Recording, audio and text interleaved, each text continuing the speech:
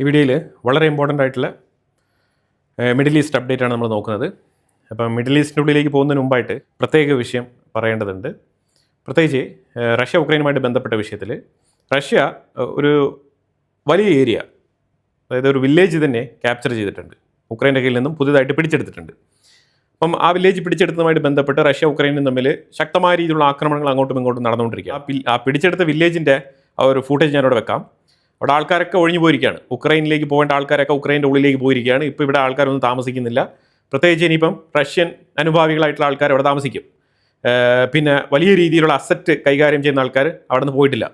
അപ്പോൾ ഇത്തരത്തിൽ മെജോറിറ്റി ഉക്രൈനിയൻസ് ആ നഗരത്തിൽ തന്നെയാണ് താമസിക്കുന്നത്. കോസിനിയാക്ക എന്ന് പറഞ്ഞിട്ടുള്ളൊരു സിറ്റിയാണിത്. അപ്പം ആ ഒരു എൻറ്റയർ വില്ലേജാണ് റഷ്യ പിടിച്ചെടുത്തിരിക്കുന്നത്. അപ്പോൾ അതിൻ്റെ തൊട്ടിപ്പുറത്തായിട്ട് തന്നെയാണ് ഒഡേഷ റീജിയൻ കിടക്കുന്നത്. അപ്പോൾ ഈ ഒഡേഷ റീജിയനിൽ ശരിക്കും ഇന്നലെ ഒരു കപ്പലിന് നേരെ, അതായത് തുർക്കിയുടെ വെസലാണ്, തുർക്കി ഫ്ലാഗ്ഡ് വെസൽ ഉക്രൈനിൽ നിന്നും ചരക്ക് കയറ്റുമതി ചെയ്തുകൊണ്ടിരുന്ന സമയത്ത് ആ കപ്പലിനെതിരെ മാരകമായിട്ടുള്ള ആക്രമണങ്ങളാണ് റഷ്യ നടത്തിയത്. ഉക്രൈൻ ശരിക്കും ബ്ലാക്ക് സീയിൽ റഷ്യയുടെ നിരവധി കപ്പലുകൾ ആക്രമിക്കുന്നുണ്ട്. ഇന്നലെ ഏതാണ്ട് 6 കപ്പലുകളോളം റഷ്യയുടെ കപ്പലുകൾ ഉക്രൈൻ ആക്രമിച്ചിട്ടുണ്ട്. അപ്പോൾ അതുകൊണ്ട് ഒഡേഷ പോർട്ടിൽ എത്തുന്ന കപ്പലുകളെ ടാർഗറ്റ് ചെയ്ത് റഷ്യ അറ്റാക്ക് നടത്തുന്നുണ്ട്. അത് യാഥാർത്ഥ്യമാണ്. ആ കപ്പൽ തുർക്കിയിൽ നിന്നും ഉക്രൈനിലേക്ക് പോയ കപ്പലാണ്. ആ കപ്പലിനെതിരെയാണ് റഷ്യ അറ്റാക്ക് നടത്തിയത്. ആ കപ്പൽ മൂവ് ചെയ്യാൻ പറ്റാത്ത സാഹചര്യമാണ്. അതുപോലെ തന്നെ കപ്പലിൽ ഉണ്ടായിരുന്ന പരമാവധി സെയിലേഴ്സ്, അങ്ങനെ ജോലിക്കാർ ഇന്ത്യക്കാരായിരുന്നു. അതിൽ 4 മലയാളികൾ കൊല്ലപ്പെട്ടു. അതൊരു ദാരുണ സംഭവമാണ്. അതുപോലെ തന്നെ അതിലുണ്ടായിരുന്ന മറ്റു ഇന്ത്യക്കാരും അതർ ഏഷ്യൻ നാഷണാലിറ്റിയുള്ള ആൾക്കാരും അതിനകത്തുണ്ട്. അവരെല്ലാം തന്നെ ഹോസ്പിറ്റലൈസ്ഡ് ആണ്. ഈ വാർത്തയാണ് ഇപ്പം പുറത്തു വന്നിരിക്കുന്നത്. ഈ മരണപ്പെട്ട മലയാളികൾ ആരൊക്കെയാണ്, അവരുടെ സ്ഥലം ഏതാണ്, പേര് വിവരങ്ങൾ ഇതൊന്നും തന്നെ പുറത്തു വന്നിട്ടില്ല. ഇന്ത്യയുടെ എക്സ്റ്റേണൽ അഫയേഴ്സ് മിനിസ്ട്രി ഇതുമായിട്ട് ബന്ധപ്പെട്ട് ഉക്രൈനുമായിട്ട് ചേർന്ന് പ്രവർത്തിച്ചുകൊണ്ടിരിക്കുകയാണ്. തീർച്ചയായിട്ടും ഞാൻ ഈ വീഡിയോ പബ്ലിഷ് ചെയ്യുന്ന സമയത്ത് ആ പേരും വിവരങ്ങളൊക്കെ പുറത്തു വന്നിട്ടുണ്ടാവും. അതുപോലെ ഇന്ത്യയാണെന്നുണ്ടെങ്കിൽ ഇറാൻ യാത്രക്കാർക്ക്, ഇറാനിലുള്ള ഇന്ത്യക്കാർക്കൊക്കെ വാണിംഗ് കൊടുത്തിട്ടുണ്ട്. അതായത് ഇറാനിലേക്കുള്ള യാത്ര ഒഴിവാക്കണം. അഥവാ ഏതെങ്കിലും സാഹചര്യം വെച്ചാൽ നിങ്ങൾ ഇറാൻ്റെ ഉള്ളിൽ ബിസിനസ്സിന് വേണ്ടിയിട്ട് ഏതെങ്കിലും അവിടെ പോയിട്ടുണ്ട്, അല്ലെങ്കിൽ ടൂറിസ്റ്റായിട്ട് അവിടെ എത്തിയിട്ടുണ്ടെങ്കിൽ എത്രയും വേഗം ഇറാൻ വിട്ടൊഴിയണം എന്നുള്ള അറിയിപ്പ് കൊടുത്തിട്ടുണ്ട്. പ്രത്യേകിച്ച് ആ ഒരു സീരിയസ്നെസ് മനസ്സിലായല്ലോ. വളരെയധികം സീരിയസ് ആയിട്ടുള്ള ഇഷ്യൂസ് എസ്കലേറ്റ് ആകുമ്പോഴത്തേക്കാണ് ഇത്തരത്തിലുള്ള എമർജൻസി അലർട്ടുകളൊക്കെ വരുന്നത്. അത്തരത്തിലുള്ള ഒരു എമർജൻസി ഘട്ടത്തിലൂടെയാണ് മിഡിൽ ഈസ്റ്റ് കടന്നു പോയിക്കൊണ്ടിരിക്കുന്നത്. ഇതിന് പ്രധാനപ്പെട്ട കാരണം 3 അമേരിക്കൻ സോൾജേഴ്സ് കൊല്ലപ്പെട്ടു എന്നുള്ളതാണ് ഇതിന് പ്രധാനപ്പെട്ട റീസൺ. അത് ജോർദാൻ ബേസിലാണ് കൊല്ലപ്പെട്ടത്. കൊല്ലപ്പെട്ട 3 അമേരിക്കൻ സോൾജേഴ്സിൽ ഒരു ലേഡി സോൾജറും ഉൾപ്പെടുന്നു എന്നുള്ളതാണ് യാഥാർത്ഥ്യം. ഇവരൊക്കെ തന്നെ ജർമ്മനിയിലുണ്ടായിരുന്ന ഫോഴ്സാണ്. ആ ജർമ്മനിയിലുണ്ടായിരുന്ന ഫോഴ്സിനെയാണ് അമേരിക്ക ഈ ഇടപെട്ട കാലത്ത് ജോർദാനിലേക്ക് മാറ്റിപ്പാർപ്പിച്ചിരുന്നത്. അപ്പോൾ അവിടെ ജോലി ചെയ്തുകൊണ്ടിരിക്കുന്ന അവസ്ഥയിലാണ് ഈ ഇറാൻ്റെ മിസൈൽ പതിച്ച് ഈ ഒരു അറ്റാക്ക് ഉണ്ടായിരിക്കുന്നത്. തീർച്ചയായിട്ടും മിഡിൽ ഈസ്റ്റ് മേഖലയിൽ, പ്രത്യേകിച്ച് ഞാൻ ഈ അൽസാറ്റി എയർബേസിൻ്റെ ശരിക്കും ആക്രമണം നടന്ന ഒരു സാറ്റലൈറ്റ് ഇമേജ് ഞാൻ ഇവിടെ വെക്കുന്നുണ്ട്. കണ്ടു കഴിഞ്ഞാൽ നിങ്ങൾക്ക് മനസ്സിലാക്കാൻ പറ്റും. നല്ല രീതിയിൽ ഡാമേജ് സംഭവിച്ചിട്ടുണ്ട്. അപ്പോൾ അതുപോലെ ഇറാൻ ആണെന്നുണ്ടെങ്കിൽ ഇന്നലെ ത്രൂ ഔട്ട് കുവൈറ്റ്, ബഹ്റൈൻ, അതേപോലെ ജോർദാൻ, ഈ 3 രാജ്യങ്ങളെയുമാണ് മാറി മാറി ഉന്നമിച്ചുകൊണ്ടിരുന്നത്. അതായത് ഇപ്പോൾ ജോർദാൻ്റെ ഉള്ളിൽ അൽ-അഖ്ബ പോർട്ടിൽ ആക്രമണം നടത്തുന്നുവെങ്കിൽ ഈ അൽ-അഖ്ബ പോർട്ടും അതേപോലെ തന്നെ ഈ എലിയോട്ട് എന്ന് പറഞ്ഞ ഇസ്രായേലിൻ്റെ നഗരവും ഓപ്പോസിറ്റ് ഈച്ച് അതറാണ്. ഇവിടെ നിന്ന് അങ്ങോട്ട് കാണാം. അഖ്ബ പോർട്ടിൽ നിന്ന് ആ ഒരു കടൽ തീരത്ത് നിന്ന് നിങ്ങൾക്ക് ഓപ്പോസിറ്റ് നോക്കിക്കഴിഞ്ഞാൽ എലിയോട്ട് എന്ന് പറഞ്ഞ ഇസ്രായേലിൻ്റെ വളരെ മനോഹരമായിട്ടുള്ള സിറ്റി നിങ്ങൾക്ക് കാണാൻ കഴിയുന്നതാണ്. അത്ര വിസിബിളാണ്. അപ്പോൾ ഈ മിസൈലുകൾ വരുമ്പോഴത്തേക്കും ഈ എലിയോട്ട് ക്രോസ് ചെയ്താണ് ഇങ്ങോട്ട് വരുന്നത് അൽ-അഖ്ബ പോർട്ടിലേക്ക്. അപ്പോൾ അതുകൊണ്ട് ഇസ്രായേലിൻ്റെ എയർ സ്പേസിലൂടെയാണ് ഇത് കടന്നു വന്നത്. അപ്പോൾ അതുകൊണ്ടാണ് ഇസ്രായേൽ ഇന്റർസെപ്റ്റ് ചെയ്തത്. ഇന്നലെ ഇതുമായിട്ട് ബന്ധപ്പെട്ട് നമ്മൾ ഡിസ്കസ് ചെയ്തിട്ടുണ്ടായിരുന്നു. ഇസ്രായേൽ ഈ വിഷയം വളരെ സീരിയസ് ആയിട്ട് തന്നെ കണക്കാക്കുന്നുണ്ട്. അപ്പം ഇന്ന് അമേരിക്കയും ഇസ്രായേലും തമ്മിൽ നടത്തിയ ചർച്ചയിൽ ഇസ്രായേൽ പറഞ്ഞിരിക്കുന്നത്, ഞങ്ങളുടെ എയർബേസ്, ബെൻഗുരിയൻ എയർബേസ് ഒക്കെ നിങ്ങൾ ഉപയോഗിക്കുന്നുവെങ്കിൽ തീർച്ചയായിട്ടും ഞങ്ങൾക്ക് ഇടപെടേണ്ടി വരും. ഇനി അഥവാ പൂർണ്ണമായിട്ടും ഇസ്രായേലിനെ അമേരിക്ക മാറ്റി നിർത്താൻ തീരുമാനിക്കുന്നുവെങ്കിൽ അമേരിക്ക ഇസ്രായേലിൻ്റെ ബേസ് ഉപയോഗിക്കാൻ പറ്റത്തില്ല. അങ്ങനെ ഉപയോഗിക്കുന്നെങ്കിൽ ഇറാൻ ആക്രമണം നടത്തും, ഇറാൻ്റെ മിസൈലുകൾ വരാൻ സാധ്യതയുണ്ട്. അപ്പോൾ അങ്ങനെയാണെന്നുണ്ടെങ്കിൽ ഇസ്രായേലിന് സ്വമേധയാ അമേരിക്ക പെർമിറ്റ് ചെയ്താലും ഇല്ലെങ്കിലും യുദ്ധത്തിലേക്ക് ഇടപെടേണ്ടി വരും. അപ്പോൾ അതുകൊണ്ട് അമേരിക്ക അവരുടെ കംപ്ലീറ്റ് ട്രൂപ്പ് മൂവ്മെൻറ്റ്സും മീൻസ് അവരുടെ ഫൈറ്റർ ജെറ്റും കാര്യങ്ങളൊക്കെ നാറ്റോ രാജ്യങ്ങളിലേക്ക് കൊണ്ട് പാർപ്പിച്ചിരിക്കുകയാണ്. പ്രത്യേകിച്ച് ഇറ്റലിയുടെ പ്രധാനമന്ത്രി ജോർജിയ മെലോണി, ഇതിനു മുമ്പ് അമേരിക്കയ്ക്ക് ഈ വിഷയത്തിൽ സപ്പോർട്ട് കൊടുക്കില്ല എന്ന് പറഞ്ഞുകൊണ്ടിരുന്ന ജോർജിയ മെലോണി ഇപ്പം ഇറ്റലിയുടെ എയർബേസ് ഓപ്പൺ ചെയ്ത് കൊടുത്തിരിക്കുകയാണ് അമേരിക്കയ്ക്ക് വേണ്ടിയിട്ട്.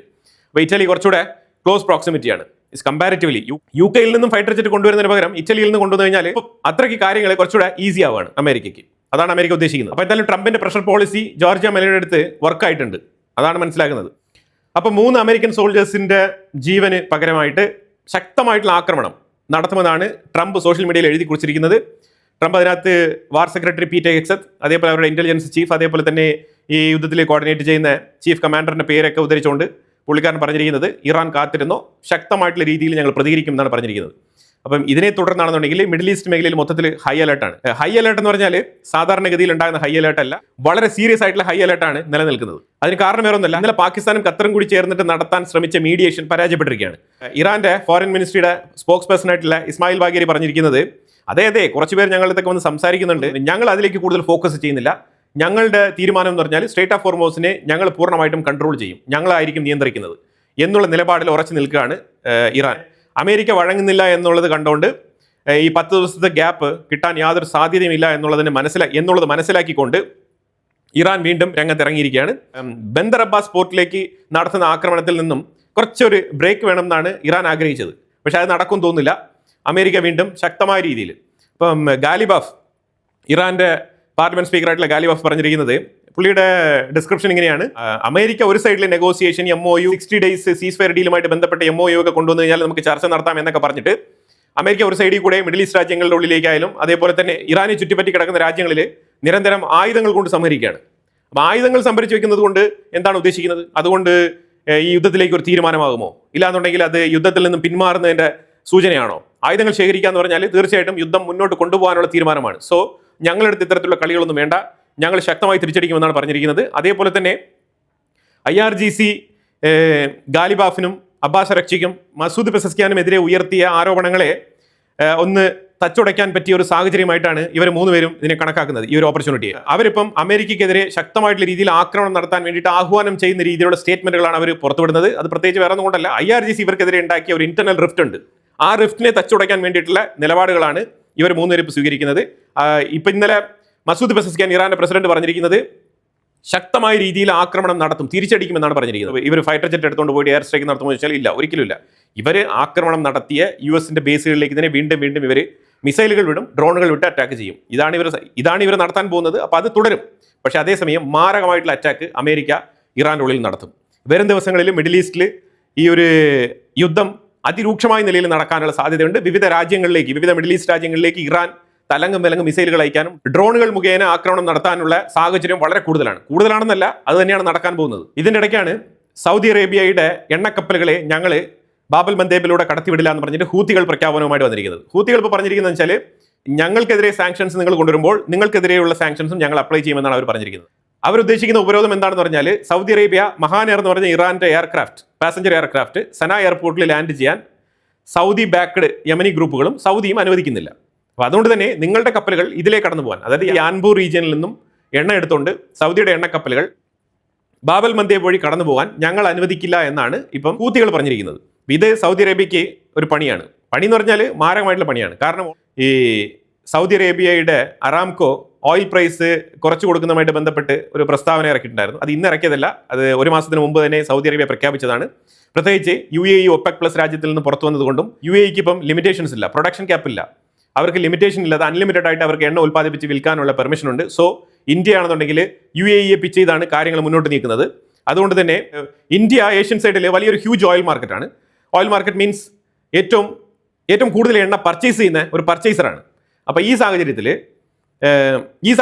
UAEയിൽ നിന്ന് നമ്മൾ ഏറ്റവും കൂടുതൽ എണ്ണ വാങ്ങിക്കുന്നെങ്കിൽ OPEC+ രാജ്യത്തിൽ നിന്ന് പുറത്തുപോയ UAEക്ക് ഒരു ചെക്ക് വെക്കാനാണ് സൗദി അറേബ്യ ശ്രമിക്കുന്നത്. സൗദി അറേബ്യ $11 ഞങ്ങൾ കുറച്ച് എണ്ണ വിൽക്കാൻ പോകുന്നത് പ്രഖ്യാപിച്ചു കഴിഞ്ഞാൽ UAEക്ക് സ്വാഭാവികമായിട്ട് ആ ഡിസ്കൗണ്ട് ആപ്ലിക്കബിൾ ആണ്. കാരണം UAEയും എണ്ണ വിൽക്കുമ്പോൾ ആ വിലയൊന്ന് കുറയ്ക്കേണ്ടി വരും. റിലേഷൻഷിപ്പിന്റെ എത്ര തന്നെ റിലേഷൻഷിപ്പ് വെച്ചിട്ട് എനർജി പർച്ചേസ് നടത്തിയാലും ഓപ്പൺലി തൊട്ടടുത്ത് ഒരു മാർക്കറ്റ് $11 ഒക്കെ കുറച്ച് വിൽക്കുമ്പോൾ തീർച്ചയായിട്ടും UAEക്കും ആ ഒരു വിലയിലേക്ക് കുറയ്ക്കേണ്ടി വരും. അതിനേക്കാളും $0.01 എങ്കിലും കുറച്ച് കൊടുക്കേണ്ടി വരും. അത് UAEയുടെ മാർക്കറ്റുമായിട്ട് കോമ്പീറ്റ് ചെയ്യാൻ വേണ്ടിയിട്ട് സൗദി അറേബ്യ എടുക്കുന്ന ഒരു യുക്തിയാണ്. പിന്നെ പലരും റഷ്യക്കെതിരെയാണെന്ന് വെച്ചാൽ റഷ്യക്കെതിരെയല്ല, റഷ്യ ഓൾറെഡി തന്നെ റിഫൈൻഡ് ഓയിൽ അവർക്ക് അങ്ങോട്ട് വേണം എന്നുള്ള സാഹചര്യത്തിലാണ് അവർ മുന്നോട്ട് പോകുന്നത്. അതേസമയം സൗദി അറേബ്യക്ക് കിട്ടിയ പണി എന്താണെന്ന് പറഞ്ഞാൽ അമേരിക്ക ഏറ്റവും വലിയ ക്രൂഡ് ഓയിൽ എക്സ്പോർട്ടറായിട്ട് മാറിയിരിക്കുകയാണ്. കഴിഞ്ഞ 5 മാസം കൊണ്ട് അമേരിക്കയാണ് നമ്പർ 1 ഓയിൽ എക്സ്പോർട്ടർ. അവർ വെനിസുലയുടെ ഓയിലും അവരെടുത്ത് വിൽക്കുന്നുണ്ട്. അപ്പോൾ അതുകൊണ്ട് അവർ മികച്ച പ്രകടനമാണ് കാഴ്ചവെക്കുന്നത്. പോരാഞ്ഞതിന് ട്രംപ് ഇതേപോലെ 10 ദിവസത്തെ യുദ്ധം നിർത്തൽ, 1 മാസത്തെ യുദ്ധം നിർത്തൽ, 60 ദിവസത്തെ യുദ്ധം നിർത്തൽ എന്നൊക്കെ പറഞ്ഞുകൊണ്ട് ഇറാന് മേളിൽ യുദ്ധം നിർത്താത്ത രീതിയിലുള്ള ആക്രമണങ്ങൾ തുടരുകയും അതേസമയം സ്റ്റോക്ക് മാർക്കറ്റിനെ മാനിപ്പുലേറ്റ് ചെയ്തുകൊണ്ടുള്ള കാര്യങ്ങളാണ് മുന്നോട്ട് നീക്കുന്നത്. സ്റ്റോക്ക് മാർക്കറ്റിനെ ഇങ്ങനെ കലക്കി മറിച്ചുകൊണ്ട് മുന്നോട്ട് പോവാണ് ട്രംപ്. സോ അതുകൊണ്ട് ട്രംപിന്റെ ക്രിപ്റ്റോയും ട്രംപ് പുതുതായിട്ട് ഗോൾഡ് കോയിനൊക്കെ US ഇൻട്രൊഡ്യൂസ് ചെയ്തിട്ടുണ്ട്. അത് ബിറ്റ് കോയിനെ മറികടന്നുകൊണ്ട് തകൃതിയായിട്ട് വിൽപ്പന തുടരുകയാണ്. അപ്പോൾ ഇങ്ങനത്തെ സാഹചര്യങ്ങളൊക്കെ നിലനിൽക്കുന്നുണ്ട്. എനിവേ അതൊക്കെ ഫിനാൻസുമായിട്ട് ബന്ധപ്പെട്ട വിഷയങ്ങൾ ചർച്ച ചെയ്യുമ്പോഴത്തേക്കും നമുക്ക് അതിലേക്ക് ഫോക്കസ് ചെയ്യാം. ഇപ്പം നിലവിൽ ഇസ്രായേൽ ആണെന്നുണ്ടെങ്കിൽ ഗാസയ്ക്കുള്ളിൽ മാരകമായിട്ടൊരു ആക്രമണം എന്ന് പറഞ്ഞാൽ അൽമവാസി ഏരിയയിൽ അറ്റാക്ക്, അതേപോലെ തന്നെ ഒരു ഹോസ്പിറ്റൽ അൽ-ഇമ്രാൻ അൽ സയ്യിദ് എന്ന് പറഞ്ഞ ഹോസ്പിറ്റലിൽ ആക്രമണം നടത്തിയിട്ടുണ്ട്. അവിടെ 2 പേർ കൊല്ലപ്പെട്ടിട്ടുണ്ട്. അതേപോലെ അൽമവാസി ഏരിയയിൽ നടത്തിയ അറ്റാക്കിൽ 7 പേർ കൊല്ലപ്പെട്ടിട്ടുണ്ട്. ഇതെല്ലാം തന്നെ ഹമാസ് മെമ്പേഴ്സിനെ ടാർഗറ്റ് ചെയ്ത് നടത്തുന്ന അറ്റാക്കാണ്. അപ്പോൾ ഹമാസിന്റെ പുതിയ നേതാവായിട്ടുള്ള ഖലീൽ അൽ ഹയ പുള്ളിക്കാരൻ ഇസ്രായേലിനെതിരെ താക്കീത് നൽകിയിട്ടുണ്ട്. പക്ഷേ അതിനാദ്യം ഖലീൽ അൽ ഹയ ഗാസ സന്ദർശിക്കണം. ഖലീൽ അൽ ഹയ ഗാസയിൽ നിന്ന് പുറത്തു പോയിട്ട് വർഷങ്ങളായി. ഗാസയ്ക്കുള്ളിൽ നിന്നും പ്രവർത്തിക്കുന്ന ഒരു നേതാവല്ല, ഒരു സിന്മാറല്ല ഖലീൽ ഹയ. തികച്ചും ഈ ഖലീൽ ഹയ അതേപോലെ ഖാലിദ് മഷാൽ ഇവരൊക്കെ തന്നെ ലക്ഷറി ആയിട്ട് ജീവിക്കുന്ന വ്യക്തികളാണ്. അതിൽ യാതൊരു മാറ്റമില്ല. ഹോട്ടൽസിലാണ് അവരുടെ താമസം, അവർ ലക്ഷറി ലൈഫാണ് അവർ താമസിക്കുന്നത്. ജിം ഉൾപ്പെടെയുള്ള പല സൗകര്യങ്ങളോട് കൂടിയാണ് അവർ ലക്ഷറി ലൈഫാണ് ജീവിക്കുന്നത്. ഗാസയിലുള്ള ജീവിതം എന്താണെന്ന് പോലും ഇവർക്ക് അറിയത്തില്ല. പക്ഷെ അവരാണ് ഇന്ന് ഹമാസിന്റെ നേതൃത്വ നിരയിലിരിക്കുന്നത്. ഇവരുടെയൊക്കെ അസറ്റുകൾ എന്ന് പറഞ്ഞാൽ ബില്യൺ ഡോളേഴ്സ് ആണ് ഇവരുടെയൊക്കെ അസറ്റ്. അതായത് ഈ സംഘടന നയിക്കുന്ന ഇവർക്ക് എവിടെ നിന്നാണ് ഇത്രയും അസറ്റ് കിട്ടുന്നതെന്ന് ചോദിച്ചു കഴിഞ്ഞാൽ അതാണ് ഹമാസ് സംഘടന. കൺസ്ട്രക്ഷനിലൂടെയാണ് ഇവർ ഏറ്റവും കൂടുതൽ പണം സമ്പാദിച്ചിരിക്കുന്നതായിട്ട് പല റിപ്പോർട്ടുകളും പുറത്തു വന്നിട്ടുള്ളത്. അതായത് ഇസ്രായേൽ ഒരു അറ്റാക്ക് നടത്തും, അപ്പോൾ അവിടെ റീകൺസ്ട്രക്ഷൻ എന്നുള്ള പേരിൽ ഖത്തർ ത്രൂ അതേപോലെ നിരവധി രാജ്യങ്ങൾ അവർക്ക് ഗാസയിലുള്ള ജനങ്ങൾക്ക് വീട് പണിയാൻ വേണ്ടിയിട്ട് ഫണ്ട് പാസ്സാക്കി കൊടുക്കും. ഇവരെല്ലാം തന്നെ എഞ്ചിനീയേഴ്സാണ്, ഡിസൈനേഴ്സാണ്, സിവിൽ എഞ്ചിനീയേഴ്സാണ് എന്നുള്ള രീതിയിൽ ഓരോ കൺസ്ട്രക്ഷൻ കമ്പനികൾ മാനേജ് ചെയ്യുന്നത് ഇവരാണ്. അപ്പോൾ ഈ ഹമാസിന് വരുന്ന ഫണ്ട് മൊത്തത്തിലും ഇവരാണ് കൈകാര്യം ചെയ്യുന്നത്. അപ്പോൾ ഇതിലൂടെ ഇവർ കൺസ്ട്രക്ഷൻ വർക്കിന് വേണ്ടിയിട്ട് ഇവർ ഇറങ്ങിത്തിരിക്കുകയും ഇവരുടെ കമ്പനികൾ ത്രൂ ആയിരിക്കും ഈ കൺസ്ട്രക്ഷൻ വർക്ക് നടക്കുന്നത്. അതിലൂടെ ഈ വരുന്ന എയ്ഡ് ഫണ്ട്, റീകൺസ്ട്രക്ഷൻ റീബിൽഡിങ്ങിന് വേണ്ടിയിട്ടൊക്കെ വരുന്ന എയ്ഡ് ഫണ്ടുകൾ ഇവരുടെ അക്കൗണ്ടിലേക്ക് ഇങ്ങനെ വരികയാണ്. സാധാരണ ഗവൺമെന്റ് കോൺട്രാക്ട് കൊടുക്കുന്നത് പോലെ കൊടുക്കും, ഇവരതിനെ ഏറ്റെടുക്കും. അതിൽ ഇവർ ഭീമമായ തുക ഇവർ റിസീവ് ചെയ്യും. തുച്ഛമായ പൈസയ്ക്ക് ഇവർ ആ ഗാസ റീബിൽഡ് ചെയ്ത് പെയിന്റ് പോലും അടിക്കാത്ത ബിൽഡിങ്ങൾ ഔട്ട്സൈഡിലും ഇൻസൈഡിലും പൂശിയിട്ട് പോലും ഉണ്ടാവില്ല, ഓപ്പൺ ലെയർ ആയിട്ട് ഇങ്ങനെ ബിൽഡ് ചെയ്ത് കൊടുക്കുകയാണ് അവരുടെ പതിവ്. ഇത്തരത്തിലുള്ള ലൂട്ടിംഗ് ആണ് ഇവർ നടത്തിക്കൊണ്ടിരുന്നത്. അല്ലാന്നുണ്ടെങ്കിൽ കിട്ടുന്ന പൈസ മൊത്തം ജനങ്ങൾക്ക് വേണ്ടിയിട്ട് ഇവർ ചിലവാക്കുകയാണെന്നുണ്ടെങ്കിൽ ഇവർക്ക് എവിടെ നിന്നാണ് ഈ ബില്യൺ ഡോളേഴ്സ് ഇവരുടെ അക്കൗണ്ടിൽ വരുന്നത്? അതേപോലെ ലെബനന്റെ ഉള്ളിലും മാരകമായിട്ടുള്ള ആക്രമണം നടത്തിയിട്ടുണ്ട്. അവിടെയും ഹെസ്ബുള്ളകളെ ടാർഗറ്റ് ചെയ്താണ് ഇസ്രായേലി അറ്റാക്ക് നടത്തുന്നത്. അപ്പോൾ അതുകൊണ്ട് നമുക്ക് പറയാനുള്ളത് Iran made A fatal mistake. ആ ഫേറ്റൽ മിസ്റ്റേക്ക് എന്താണെന്ന് പറഞ്ഞാൽ 3 അമേരിക്കൻ സോൾജേഴ്സിനെ വധിച്ചത്. ജോർദാന്റെ ഉള്ളിലേക്ക് ഇന്നലെ ഇറാൻ ബാലിസ്റ്റിക് മിസൈൽ അയച്ചിട്ടുണ്ടായിരുന്നു. അത് ഇന്റർസെപ്റ്റ് ചെയ്യുന്നതിന്റെ വീഡിയോ ക്ലിപ്പിംഗ്സ് ആണ് ഇവിടെ വെച്ചിരിക്കുന്നത്. അപ്പോൾ തീർച്ചയായിട്ടും ഇറാന്റെ ഉള്ളിൽ നിരവധി പേർ കൊല്ലപ്പെട്ടില്ല എന്ന് ചോദിച്ചാൽ ഇറാന്റെ ഉള്ളിൽ ഇപ്പം ഇതുവരെ 60 പേർ അമേരിക്കൻ ആക്രമണത്തിൽ കൊല്ലപ്പെട്ടിട്ടുണ്ട്. അതേപോലെ തന്നെ 700 പേർ ഹോസ്പിറ്റലൈസ്ഡ് ആണ്. ഇപ്പം ഇന്നലെ ഷിറാസ് അതേപോലെ തന്നെ ഛബ്രീസ് മേഖലകളെ കേന്ദ്രീകരിച്ച് അമേരിക്ക അറ്റാക്ക് നടത്തിയിട്ടുണ്ടായിരുന്നു. അവിടെ ഇലക്ട്രോണിക് മാനുഫാക്ചറിംഗ് ഫാക്ടറി, അതുപോലെ തന്നെ IRGCയുടെ മിലിറ്ററി ഇൻഫ്രാസ്ട്രക്ചർ, മിസൈൽ ലോഞ്ചസ്, ഇങ്ങനെയുള്ള സ്ഥലങ്ങളൊക്കെ ടാർഗറ്റ് ചെയ്ത് അറ്റാക്ക് നടത്തിക്കൊണ്ടിരിക്കുകയാണ് അമേരിക്ക. പക്ഷേ ഇനി വരും ദിവസങ്ങളിൽ ആക്രമണം ശക്തിപ്പെടുത്തുമെന്നാണ് പറഞ്ഞിരിക്കുന്നത്. ട്രംപിന്റെ ട്വീറ്റ് അങ്ങനെയാണ് മനസ്സിലാക്കാൻ പറ്റുന്നത്. പിന്നെ ട്രംപാണ് കേട്ടോ, ഒന്നും പറയാൻ പറ്റത്തില്ല. നമ്മൾ ഉറങ്ങി എണീക്കുമ്പോഴത്തേക്കും ട്രംപ് വെരി ഗുഡ് അമേരിക്കയ്ക്ക് വലിയ വിജയം കിട്ടി, ബിഗ് വിക്ടറി എന്നൊക്കെ പറഞ്ഞിട്ട് ഒരു 10 ദിവസത്തേക്ക് ഞങ്ങൾ യുദ്ധം നിർത്തുന്നു എന്ന് പറഞ്ഞിട്ട് ഒരു പക്ഷേ ട്രൂത്ത് സോഷ്യൽ മീഡിയയിൽ ഒരു പോസ്റ്റ് ഇടാനും സാധ്യതയുണ്ട്. ഒന്നും പറയാൻ പറ്റത്തില്ല, ട്രംപാണ്. പക്ഷേ നിലവിലെ സാഹചര്യം അനുസരിച്ച് നമുക്ക് മനസ്സിലാക്കാൻ പറ്റുന്നത് ശക്തമായിട്ടുള്ള ആക്രമണം തുടരുമെന്നാണ് മനസ്സിലാക്കാൻ പറ്റുന്നത്. പിന്നെ അമേരിക്കയുടെ ഉള്ളിൽ ഡെമോക്രറ്റിക് ലോ മേക്കേഴ്സ് തീർച്ചയായിട്ടും ട്രംപിനെ വിമർശിക്കുന്നുണ്ട്. തീർച്ചയായിട്ടും അമേരിക്കൻ സോൾജേഴ്സിന്റെ മൃതദേഹങ്ങൾ, ജീവനറ്റ ശരീരങ്ങൾ അമേരിക്കയിൽ എത്തുമ്പോഴത്തേക്കും അവർ രോഷാകുലരായിട്ട് പല രീതിയിലുള്ള സ്റ്റേറ്റ്മെന്റുകളും അതേപോലെ അഭിപ്രായങ്ങളൊക്കെ US കോൺഗ്രസിൽ പ്രകടിപ്പിക്കാറുണ്ട്. പക്ഷേ അവിടുത്തെ റൂളിംഗ് പാർട്ടി എന്ന് പറയുന്നത് റിപ്പബ്ലിക്കൻസ് ആണ്. റിപ്പബ്ലിക്കൻസിന്റെ സൈഡിൽ നിന്നും ട്രംപിന് സപ്പോർട്ടുണ്ട്. ഇറാനിലെ IRGC ഒരു തീവ്രവാദ റെജീമാണെന്നുള്ളത് റിപ്പബ്ലിക്കൻസിന്റെ നിലപാടാണ്. റിപ്പബ്ലിക്കൻ പാർട്ടിയിൽപ്പെട്ട ആൾക്കാർ തന്നെ ട്രംപിനെതിരെ നിലപാടെടുത്തിരിക്കുന്ന ആൾക്കാരൊക്കെ ഉണ്ട്, ഇല്ലാന്നില്ല. പക്ഷേ ഈ സാഹചര്യത്തിൽ അമേരിക്കൻ സോൾജേഴ്സിന്റെ ജീവൻ നഷ്ടപ്പെട്ട സ്ഥിതിക്ക് ശക്തമായ രീതിയിൽ ഒരു തിരിച്ചടി കൊടുക്കാതെ ഒരു പിന്മാറ്റം അത് അമേരിക്ക ഒരിക്കലും ആഗ്രഹിക്കത്തില്ല. അത് ഈവൻ ഡെമോക്രാറ്റ് ആയിക്കോട്ടെ ഇല്ലെങ്കിൽ റിപ്പബ്ലിക്കൻസ് ആയിക്കോട്ടെ അവർ ആഗ്രഹിക്കില്ല. അതേപോലെ ഒക്ടോബർ 27 ഇസ്രായേലിൽ ഇലക്ഷൻ പ്രഖ്യാപിച്ചിരിക്കുകയാണ്. ഇലക്ഷൻ വരെ നെതന്യാഹു തുടരും. ഇപ്പം എന്തായാലും പാർലമെന്റ് പിരിച്ചുവിട്ടിരിക്കുകയാണ്. പക്ഷേ അവരുടെ നാഷണൽ സെക്യൂരിറ്റി അതിന് ഒരു കുറവും വരുത്തില്ല ഇസ്രായേൽ. അതേപോലെ ഇനി നെതന്യാഹു വിജയിച്ച് വന്നാലും ഇല്ലെങ്കിൽ മറ്റേതെങ്കിലും ഒരു നേതാവ് വിജയിച്ച് വന്ന് ഇസ്രായേലിന്റെ പ്രൈം മിനിസ്റ്റർ ആയാലും ഇറാനുമായിട്ടുള്ള നിലപാട് ഇങ്ങനെ തന്നെ തുടരും. അത് ഉറച്ച തീരുമാനമാണ് ഇസ്രായേലിൻ്റെത്. അപ്പോൾ എന്തായാലും വളരെ നിർണായകമായിട്ടുള്ള വിഷയങ്ങളാണ് നമ്മൾ ഈ വീഡിയോയിൽ പങ്കുവച്ചത്. തീർച്ചയായിട്ടും 10th കൺസിക്യൂട്ടീവ് നൈറ്റ് ആക്രമണങ്ങളുടെ വിവരങ്ങൾ വരുന്ന മുറയ്ക്ക് അടുത്ത വീഡിയോയിൽ ഉൾപ്പെടുത്താം. ഈ വീഡിയോയിൽ പറഞ്ഞ വിഷയങ്ങളുമായിട്ട് ബന്ധപ്പെട്ട നിങ്ങളുടെ അഭിപ്രായങ്ങൾ കമന്റ് ബോക്സിൽ രേഖപ്പെടുത്തുക. കൂടുതൽ വാർത്തകളുമായിട്ട് അടുത്ത വീഡിയോയിൽ വരാം. Thank you so much.